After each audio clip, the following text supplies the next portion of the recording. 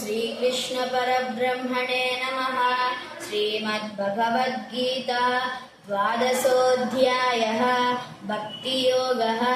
अर्जुन उवाच एवं सततयुक्ता ये भक्तास्त्वां पर्युपासते येषाप्यक्षरमव्यक्तं तेषां के योगवित्तमाः।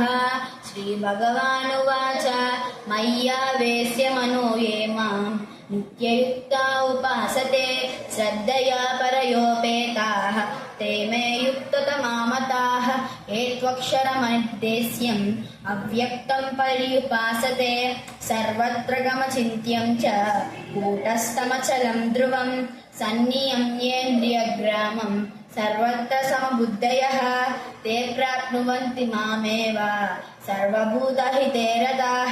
क्लेशोऽधिकतरस्तेषाम् अव्यक्तासक्तचेतसाम् अव्यक्ता हि गतिर्दुःखम् देहवद्विरवाप्यते।